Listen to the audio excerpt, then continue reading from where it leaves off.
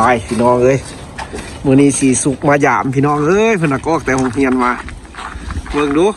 หน้าตาคือว่าผู้จบผู้งามใช่ไหมวันนี้คือหน้าเสาะหน้าใสขนาดพี่น้องเอ้ยเอาคือนิดนึงแล้วเอาคือพี่น้องมาอยู่รัสเซียแล้วคือผู้บ้านิดนึงเอาพี่น้องมื้อนี้สีสุกเฮากับสีสุกสิพาพี่น้องไปห้านพี่น้องเอ้ยสิพาสีสุกไปซื้อเครื่องเข้าไปไว้กินอยู่ในโรงเรียนพี่น้องเอ้ยเอากับชีวิตอยู่รัสเซียพี่น้องเอ้ยเพราะว่าสีสุกก็บ่ได้มาออกคลิปนำเฮาดนเพราะว่าสีสุกอยู่ในหอพักในพี่น้องเอ้ยวันนี้สิพาพี่น้องย่างไปห้านแล้วก็สิไปซื้อเอาเครื่องใส่เต็มหงนี่แหละพี่น้องให้สีสุกเข้าไปในไว้กินอยู่ในห้องหอพัก เอาเบิ่งเขาก็สีสุกสิเป็นยังไงสิได้อย่างแน่พี่น้องย่างไปห้านพี่น้องเอ้ยอากาศฝนตกอีกได้นี่หนาวบ่สีสุกเป็นยังไงโอ้หนาวเริ่มวันนี้เริ่มพี่น้องเริ่มคักพี่น้องลงคลิปนี่นะโดดแล้วบ่ได้เห็นสีสุกตั้งแต่คลิปมาแต่ไทยบ่ได้นี่พี่น้องเลยแล้วก็มาอยู่พี่ก็จนสีฮอดสาวไปมื้อแล้วก็สิได้มาเอฟคลิปให้พี่น้องเบิ่งมื้อนี้พี่น้องเลยสิพาพี่น้องย่างไปห้านพี่น้องเลยอู้ควายเด้อมื่นเด้อสีสุกเลยยากฝนตกพี่น้องแล้วเวลาพื้นมันเป็นแข็งเป็นน้ำแข็งย่างเป็นหิมะมันก็เข็นน้ำก้อนเหมือนพี่น้องติดลบพี่น้องเลย-12 องศาพูดเลยนะมื้อนี้พี่น้องเลยอากาศทั้งมีลมทั้งมีฝนอีกนี่อากาศหนาวเย็นขนาดพี่น้องเอาพี่น้องเมื่อไปฮอตฮานลาชิทายให้เบิ่งเด้อเอากับสีสุกพี่น้องเอ้ย อากาศหนาวพี่น้องเอ้ยเมืองหนาวแห้งพี่น้องมื้อนี้นะอยู่รัสเซียนะจากฟ้าจากฝนเลยวันที่26พี่น้องเอ้ย26 เดือน 11มื้อนี้นะเมื่อวานนี้ก็วันหนาวแล้วมื้อนี้ยังหนาวกว่าอีกสีสุกได้ออกมานอกพี่น้องเอ้ยแล้วก็สิพาสีสุกไปห้านแล้วก็ซื้อขนมให้เพิ่นไปกินอยู่ในเพราะว่าได้อยู่ในหอพักในมันบ่ได้แต่งกินพี่น้องเลยแต่งอาหารลาวกินบ่ได้พอทานแล้วได้นี่พี่น้องทานกับบ่ได้ไก่จักงานหลายพี่น้องเอ้ยมั่วๆนี่ล่ะประมาณ 200-300 เมตรเอาฮอดแล้วได้นี่ไปฮอดเด้อมื่นขนาดไหนฮะเบิ่งสิได้อย่างแรกมื้อนี้โอ้เย็นหนาวขนาดพี่น้องเป็นน้ำแข็งหมดเลยท่านใดบ้านเพิ่นก็ได้นี่บรรยากาศอยู่รัสเซียพี่น้องเลยเมืองหนาวแท้ๆนี่เบิ่งคันใดกับพาวเป็นน้ำแข็งหมด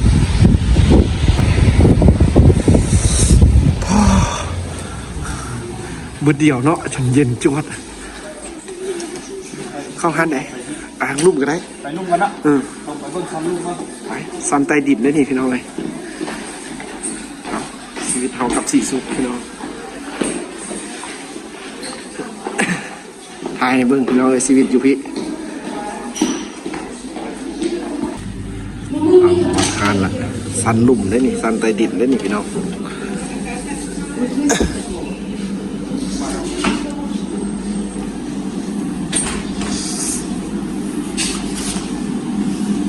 โอ้เย็นขนาดเอาอย่างได้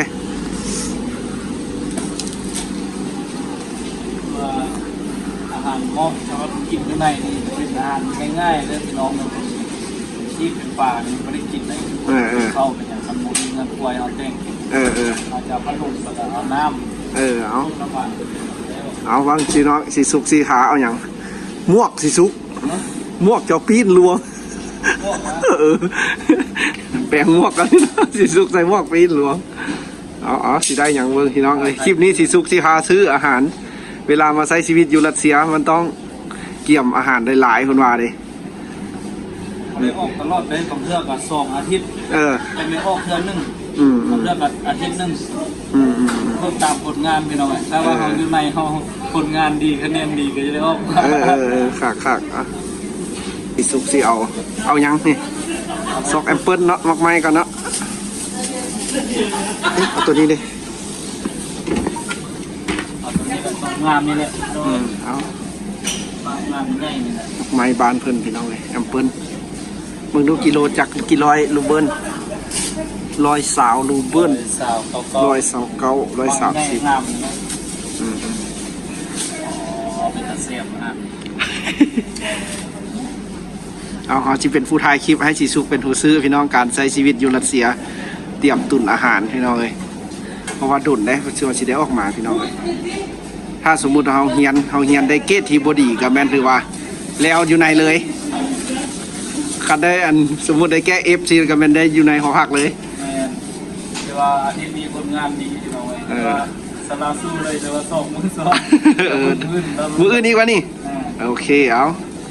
าพี่น้องเอ้ยเฮากับบ่ได้ทายให้เบิ่งในมหาวิทยาลัยพี่น้องเอ้ยมีแต่ใช้ชีวิตกันอยู่จังซี่สิซื้อมาเปิ้นจักหน่วยหั่น 5 หน่วยพอ 5หน่วยพอแล้วผู้เดียวกินบ่เบิดมันก็สิเน่า แต่ว่ามือละหน่วย โอเคไปเอาอย่างอีก ตามเลย เอาอย่างอีก หน่วย กล้วยอีก กว่าอีก อาสิทายเบิ่งพี่น้องเอ้ยว่าชีวิตพวกเขาอยู่พี่ก็ถือว่าขึ้นจังหนึงก็เป็นตาหัวได้พี่น้องเอ้ยขึ้นจังหนึงก็โอเคขึ้นจังหนึงก็ลำบากพี่น้องครับขึ้นมันลำบากมันก็ลำบากถ้าขึ้นว่าเฮาเอ็ดตามระเบียบการศึกษามันก็โอเคพี่น้องเอ้ยมักกล้วยแพงบ่สิซวกเบิ่งราคาดู กว่าอีก ใส่โอ้ถือก่อนแอมเปิ้ลเนาะ ร้อย กับ เก้า 7เขา แต่มะกล้วยนี่ไม่ได้เท่าไหร่เราจะสามารถ เอาไปกินนี่แหละ เอาถ่ายเบิ่งพี่น้องเลยอันสินค้าบ้านเพิ่นนี่ก็เป็นพนักงานในห้างพี่น้องพนักงานในห้างเพิ่นเสื้อเพิ่นก็มาจัดมาแต่งอาหารการกิน เรียกว่าค้าก็เป็นระเบียบงามเรา เบิ่งเพิ่นถูอนามัยอยู่ตลอด โซนมากไม้ก็มีแต่มากไม้ขนมไปเป็นต้นขนมไป ซื้อขนมมาปะนี่ซื้อเอาขนม เป็นมากไม้เรามาต้นมีมาต้นเป็นโซนขนม เบิ่งอ่ะพี่ก่อนดิคือว่าผู้งามแท้เนาะ หอมกาแฟ ขนมอันนี้เอาให้ได้นี่ป้าหมักขนาดได้เนี่ยจัด2เลยซักขนมอันนี้นะเสียบพี่น้องขนมอันนี้นะไว้แบบเขาใส่ของเสื้อไปเวลาเขาเฮียนหนังสือเพราะว่าอยู่รัสเซียนี่กินข้าวสวยนี่3 โมงเลยพี่น้องเอ้ยอาหารสวยมัน3 โมงอันนี้ของบ้านนาภูเขาควายที่กินพี่น้องเอ้ย2 อัน บ้านนาจัดไปบ้านนา 3ซะรถนี้เลย กัดอยู่ทำไมไม่ บ่มันบ่คือคนละรถเด้ ฮะ คนละรสชาติแซ่บคนละอย่าง เราจะไปบ้านนาด้วยเลยสอง 3 ได้สามแล้ว เอาอย่างได้ฮัน เอาเบิ้งสิสุกเชียวอย่างขนมอันนี้ก็เป็นขนมบ้านเพื่อนพี่น้องนี่นี่เป็นช็อกโกแลตเป็นขนมแนวนะมะพร้าวบางอย่างไปสลับพี่น้องเอาโปรจักซีว่าเด็กเป็นน้ำนมเนี่ยก็สิคักอยู่พี่น้องเพราะว่ามันกินง่ายพี่น้องเลยเอาไปไว้หอผักแล้วเขาก็ยากเขาก็กินเพราะว่าอยู่บ้านเพื่อนกินข้าวสวย3 โมงพี่น้องเลยกินข้าวเช้าแล้วแมน8 โมง พวกเขาเลิกโรงเรียนแล้วแมน2 โมงพี่น้องเลย ขนมโบราณ ขนมโบราณไปเลยเนาะอันนี้ขนมช็อกโกแลตของรัสเซียพี่น้องเลย โบ ดิ ราณขนมที่นี่จะเน้นเป็นช็อกโกแลต ช็อกโกแลตบ้านเพิ่น แต่เป็นขนมแบบหวานๆรสหวานๆนะ นี่ช็อกโกแลตเบิดเลยขนมช็อกโกแลตของรัสเซียพี่น้อง ทุกอย่างต้องมีช็อกโกแลตบนน้อยกันหลายเดี๋ยวอยู่ในขนมด้วยในชิ้นนั้น อันนี้คันมักแนวขนมอมก็เอาพี่น้องเลยบ่ได้แพงเลยก็ธรรมดาพี่น้องเลย38 39รูเบิลเอาอย่างอีก ไป ขนมเด็กน้อย ไปซื้อที่คนบอกขนม ห้านไหนห้านนี้ถือว่ายังบ่ทึกใจวะนี่ เงินห้างประจำเราห้าง โอเค ขนมเรากินตลอดมียุคห้างตรงนั้นเราไปเบิ้งห้างตรงนั้นเนาะ ไป ไปซิกกินเลย ไปอีกห้านหนึงเพิ่นว่าซื้อมีได้บ่ว่ามีเด้อยู่นี่เด้มีเด้นี่ก็คือกันกับห้านนั้น28รูเบิล 28 29รูเบิล คือ ห้อง บ้านเฮาเท่าไหร่ 4-5 พัน ตอน5,000ละ 4-5 พันคือกันเลยเพราะว่า100รูเบิลถึกอยู่25,000 26,000พี่น้อง100รูเบิล แล้วมีนี่บ่ได้กินหลายเรื่องมี แต่ข้อ 5 ห่อ เซ็กบินพี่น้องบัดนี้นะแล้วสิไปอีกห้านหนึงสิสุกก็สิซื้อเอาอาหารไปแต่งกินได้พี่น้องเอ้ยอาหารประเภทซีนป่าถือว่าห้านนี้ก็บ่ได้ไก่จักเงินเอาพี่น้องเอ้ยเอาเซ็กบินพี่น้องเอ้ยได้เอาวะบอกใส่ถุงก็เอา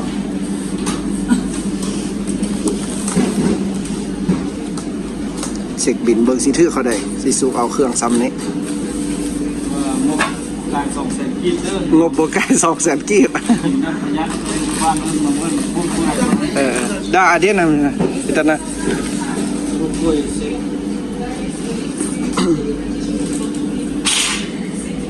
310ลูกเบิ้ล จัดไป1 รายการ แล้วก็310ลูกเบิ้ลได้ไว้สตาร์เรียใส่ถุงเลย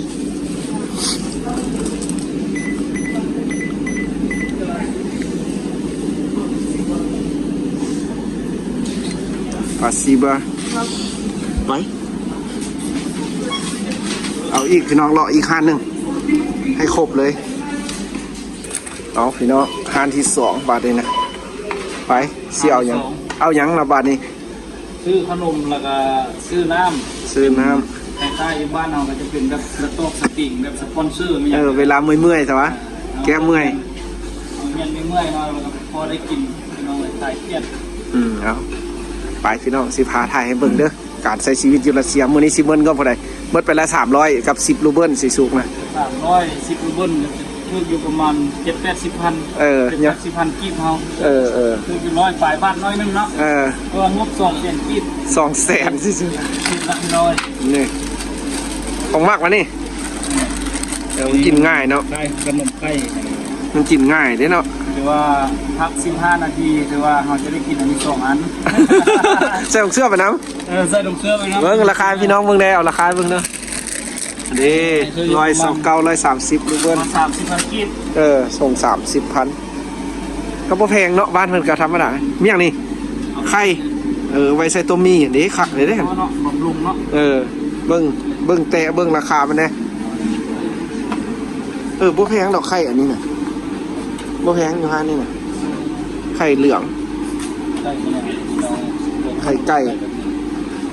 เบิ่งกันกดชอบ นี่เอาตัวไม้อยู่แก๊สทีเด้เอาไข่มาเอาตัวนั้นมา เอาไว้ใส่ตุ้มนี่ เอาไข่เด้เอาสิสุกสิซื้ออ่ะ สองเศษน่าจะพออยู่มันได้เพลงอะไรพี่น้องขนม ไข่แห้งถือก่อนบ้านเฮาไข่อยู่พี่น่ะอันแต่30หน่วยยังบ่ฮอดอัน50,000ซ้ำพี่น้อยอยู่รัสเซียไข่ถือเด้อ ไข่ก็คือเรามักกล้วยกับธรรมดา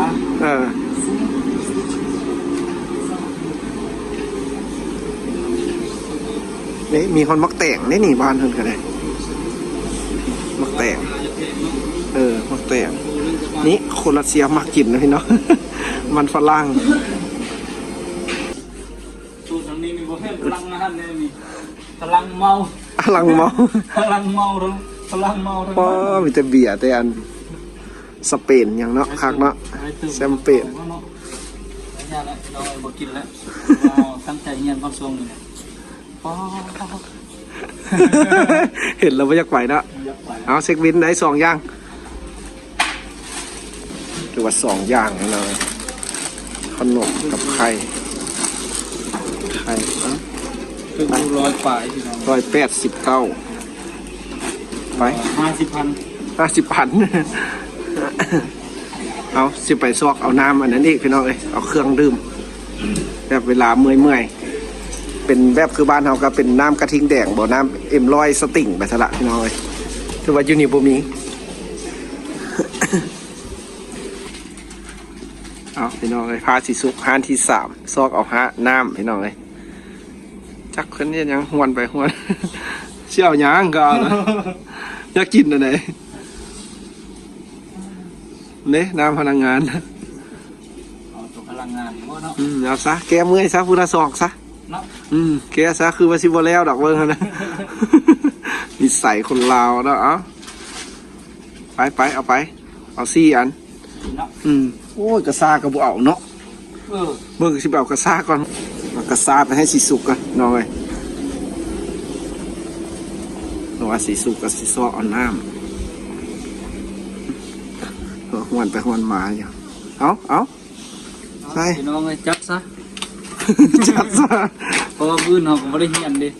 ไป เรื่องซะว่าย่างไปห้ามใดก็เห็นตลอด อันนี้ว่าห้ามที่3แล้วพี่น้อง ซอกเอาอย่างนี้เข้าเด้อเข้า เข้าจากถุงจะใคร หรือว่างบในยังอยู่ประมาณ80,000กิโลเลย พี่ทางนี้พี่ดิเอาน้ำเป๊ปซี่เดี๋ยวบอก อันนี้พลังงานแท้อันนี้แกเมื่อยมือ น้ำแกมเมื่อย มึงก็เอาบ่เอาตัวรุ่ม เอาตัวนี้ ตัวนั้นอ่ะอันนี้จะเป็นโคล่าหรือว่าน้ำเป๊ปซี่ไป ซี่บ้านเฮาเหรอเป๊ปซี่ของบ่มีได้อยู่รัสเซียพี่น้องเอ้ยมีก็หาจินยากขนาดน้ำเป๊ปซี่อยู่ที่จะมีแบบสไตล์อื่นคุก เอาตัวนี้เป็นน้ำคุก ไปเก็บเอาเครื่องบำรุงเพิ่นโอ้สิเต็มผงแท้มื้อนี้นะ คุกเริ่มรักแล้ว เดี๋ยวเข้าให้ได้จัก2ถุงนั่นตัวขาวฮะตัวยี่ห้อต่ำยี่ห้อบ่แพง2ถุงพอไปเอาอย่างอีกเอาพี่น้องเฮากับสีสุกมื้อนี้เด้อเอายังขนมอมวะยังบ่แล้วขนม บริเวณขนมนี้ ใช่ คล้ายๆคือขนมมันยังให้นะ ใช่ขนมเสียงไฮ้โอ้ขักได้ของรัสเซียแท้ได้นี่นะ รัสเซียประเทศนี่ ภาษารัสเซียพ่อพี่น้อง เดลิซ่าเนี่ย จัดไป ถึงเนื้ออ่าน เอาเก็บเอาพี่น้องเลยถือวัดซีเอา3-5นี่เราเพราะว่าแล้วที่บอกมือนี่ พอละยักษ์ไก่งบน้อยนึงเลยขนาดตัวนี้คือใส่ เอาเก็บใส่เอาพี่น้องเลยเฮากันสิพาพี่น้องมาเบิ่งการชีวิตเฮาใส่อยู่นี่พี่น้องแล้วก็ให้สิสุกได้ออกคลิปเพิ่นว่าคิดฮอดคิดถึงพี่น้องเด้เพิ่นว่าทางบ้านเพิ่นว่าบ่ได้ออกคลิปโดนมือละตั้งแต่มาแต่ไทยพุ่นก็มาศึกษาทำเฮียนแล้วก็บ่ได้ออกมานอกพี่น้องเลยแล้วเพิ่นก็สิซื้ออาหารไปกินในโรงเรียนเฮาก็เป็นผู้มาถ่ายคลิปให้พี่น้องเบิ่งเพราะว่าการใช้ชีวิตอยู่พี่น้องเลยก็เบิ่งนํกันอยู่นํกันฮักแพงกันพี่น้องเลยเฮามาใช้ชีวิตร่วมไก่พ่อไก่แม่อยู่จังซี่แหละพี่น้องเลยเอาฝากพี่น้องเป็นกำลังใจเด้อการใช้ชีวิตในรัสเซียของพวกเขาพี่น้องเลยไปกะสิละชีวิตแต่ละมื้อแต่ละวันพี่น้องเลยชีวิตเมืองหนาวพี่น้องหนาวขนาดมื้อนี้นะเอาพี่น้องเอ้ยมื้อนี้ก็ถือว่าเรียบร้อยแล้วเฮาเลาะกับสิสุกเลาะซื้อเครื่องนี่ก็ถือว่าเรียบร้อยครบสุดจังหน่อยก็สิมื้อพี่น้องเอ้ยขอบใจหลายๆเด้อพี่น้องที่ติดตามให้กำลังใจชีวิตอยู่รัสเซียเพราะว่าสิสุกก็เป็นผู้ซื้อชิ้นซื้อเครื่องอาหารเพราะว่าเพิ่นจะเลือกเองเพราะว่าเป็นของเพิ่นเฮาก็เอาแต่เล็กๆน้อยๆเอาขอบใจพี่น้องที่มาติดตามให้กำลังใจชีวิตของพวกเขาอยู่รัสเซียพี่น้องเอ้ยมีอย่างเฮาก็สิถ่ายให้เบิ่งเพราะว่าสิสุกก็บ่ได้ออกมาเพิ่นหันพักอยู่ในพี่น้องเอ้ยอยู่ในแล้วมันจะบ่ได้แต่งกินอาหารการกินใดๆเลยมีแต่ได้กินแต่อาหารสำเร็จรูปเพราะว่าอยู่บ้านเพิ่นกินข้าวสวยมัน3 โมงแรงเด้พี่น้องกินตอนเช้าแล้วมัน8 โมงอาหารเช้าพี่น้องเอ้ยเฮากินก็ได้อยู่ในโรงเรียนน่ะอาหารเพิ่นจะเลี้ยงอยู่ในโรงเรียนพี่น้องเอ้ยแต่พวกเฮาบ่สามารถกินได้กับบางสิ่งบางอย่างแต่มันก็บ่อิ่มเฮาก็ต้องได้ซื้ออาหารเสริมไปเพื่อจะได้ใส่ถุงเสื้อของอย่างมันง่ายเวลาเฮายากเฮาหิวก็กินไปพี่น้องเมื่อบัดนี้เซ็กบินนะไปพี่น้องเมื่อเด้อบัดนี้นะขอบใจหลายๆพี่น้องที่ติดตามให้กำลังใจสิสุกก็แม่นงบ 200,000 เพิ่นว่าเด้ 200,000 กีบก็สิถึกอยู่500-600 รูเบิลพี่น้องเอ้ยเอาไปเจอกันใหม่คลิปหน้าเด้อพี่น้องเอ้ยเซ็กบินพี่น้องเอ้ยอาหารเมืองหนาวพี่น้องเอ้ยอาหารที่3แต่งอาหารไทยอาหารมันพี่น้องเซ็กบินกลับห้องบาดเดนเอาขอบใจพี่น้องที่ติดตามให้กำลังใจเลยนี่เซ็กบินก่อนพี่น้องเอ้ยว่าสำเร็จพี่น้องเอ้ยเรียบร้อยใส่ได้วันละหันแบบน้ำวันนั้นได้วะหันเต็มเลยล้นเลยหยับพายเพื่อนได้